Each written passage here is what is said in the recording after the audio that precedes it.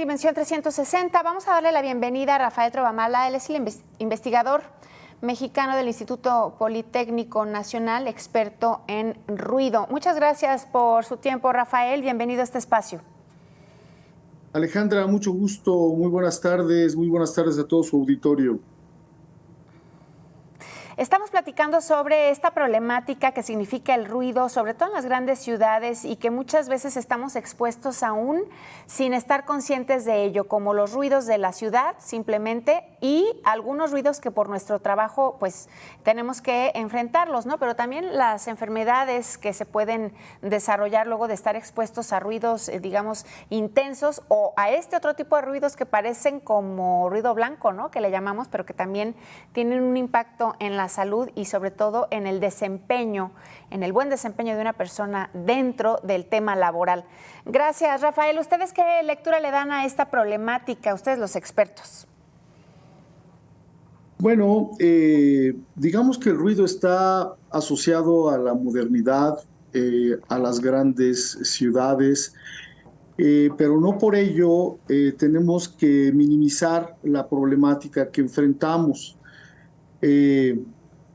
Actualmente, el ruido constituye por la cantidad de personas a las que afecta y el daño que causa, el segundo contaminante más importante del planeta después de la contaminación del aire.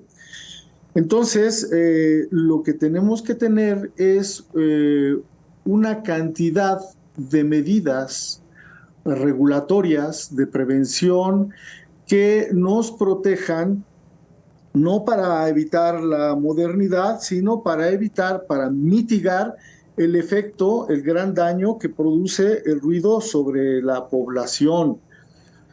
Mencionaban, por ejemplo, los aeropuertos. Los aeropuertos sin duda son polos de desarrollo económico. No podríamos concebir actualmente la pujanza que tiene Cancún si no tuviera un aeropuerto.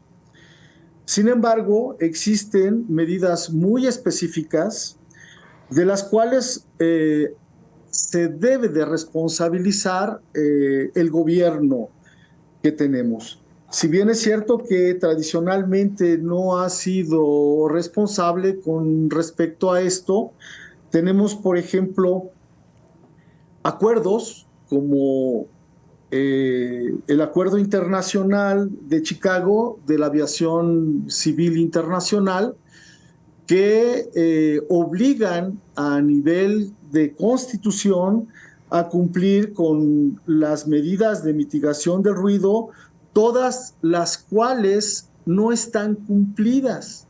Es más, por ejemplo, con el rediseño del espacio aéreo, la población afectada pasó de un poco más de 1 millón de personas a más de 2 millones porque la longitud de las rutas y los procedimientos aumentaron grandemente en extensión y en severidad el ruido que se produce sobre las personas. Entonces, no solamente no ha hecho nada, sino que el gobierno ha sido uno de los principales responsables de la magnitud del daño por ruido hacia la población.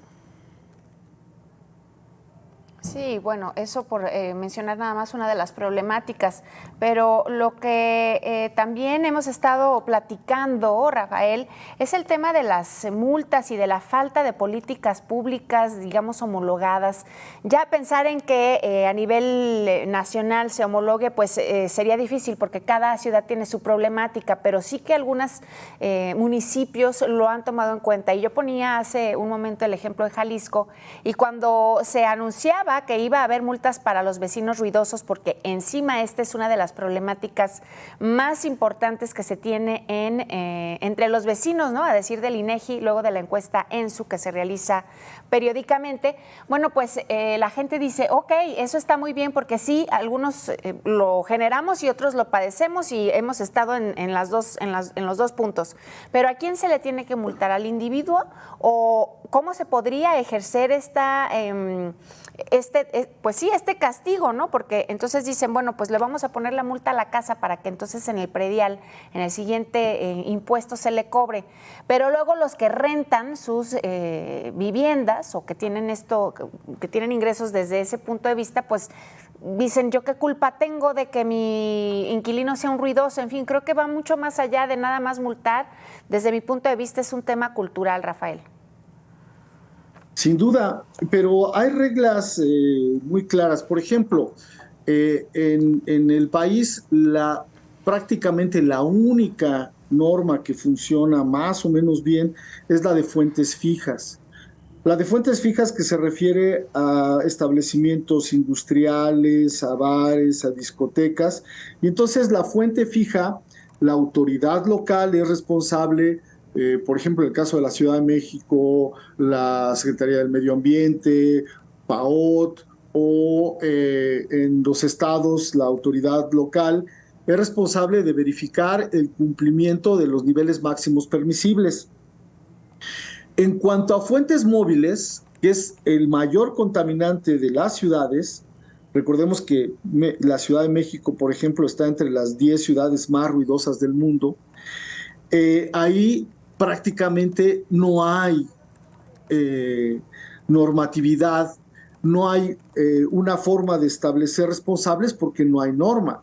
Pero en las verificaciones perfectamente se podría adicionar una prueba para vehículos automotores, para motocicletas que son verdaderamente ruidosas, que afectan grandemente por el paso en la noche, despiertan a las personas y producen todas las afectaciones que el ruido causa. Recordemos que el ruido actúa como un estresor, va al sistema nervioso autónomo central, es como un acto de supervivencia, algo que no controlamos de manera volitiva.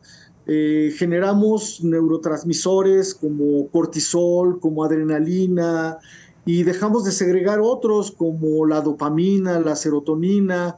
Entonces se nos va el sueño, no podemos concentrarnos, el cortisol, la adrenalina nos hace que se aumente la presión arterial, el ritmo cardíaco, la ansiedad, la irritabilidad. Entonces son factores prácticamente autónomos que no nos permiten tener un estadio de tranquilidad y entramos en estados de alteración muy fuertes.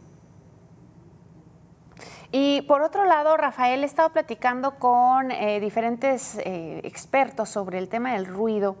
Por ahí Jimena de Gortari nos hacía su opinión, nos otorgaba su opinión con respecto a este tema, y ella decía que al final del día los reglamentos no son vigilados, sobre todo en el primer cuadro de la ciudad o en las grandes urbes. Ella hacía hincapié en la Ciudad de México, y yo comentaba y compartía con ella que la gentrificación, por el tema del trabajo y por, en fin, por lo que sea, que de los institutos de planeación en diferentes lugares del país lo definan, no hay reglamentos establecidos para aquellos arquitectos o ingenieros que hacen esta regentrificación, si se puede decir de alguna manera, y eso permite que escuchemos de un muro a otro, que los muros sean tan delgados para entre una vivienda y otra escuchar todo lo que sucede. Y creo que esto también es parte de una voluntad de la autoridad para, pues, en términos de la sana convivencia, se exijan algunos puntos por cumplir. Creo que desde ahí estaríamos empezando por buen camino. No, sin duda, la doctora Jimena de Gortari tiene toda la razón. Primero que nada, hay que decirlo con toda claridad, la normatividad, los reglamentos son verdaderamente miserables, si es que existen, porque en la mayor parte de los casos no existe, y cuando existe no se cumple. Déjenme, le pongo un ejemplo. En Chile, las edificaciones que se hacen especialmente la vivienda de interés social, tiene que tener estándares de atenuación del ruido que proviene del exterior y del ruido que se transmite entre los diferentes departamentos. Y lo dicen de una manera coloquial y categórica. Dicen, no podemos permitir que el obrero, que el trabajador que tiene que hacer un esfuerzo gigantesco para pagar una vivienda de interés social, además de sufrir todo el ruido que padece en la industria, en su trabajo, llegue a su espacio privilegiado, a su hogar, y se le carguen las pulgas al más jodido y sea el que está más expuesto al ruido. Y entonces el tipo que tendría que descansar, que dormir bien para poder producir al día siguiente, es el que está más afectado porque las edificaciones, al buscar que sean más baratas, son de menor calidad y por lo tanto están más propensas a sufrir las afectaciones del ruido. Y eso en este país no se controla. Los salones de clase de nuestros niños, por ejemplo, la afectación que tienen ahora los aviones sobre las aulas, que distraen la atención, porque el ruido funciona así. El ruido es el golpe, sí, el sonido, para decir, ponme atención a mí y deja lo que estás haciendo.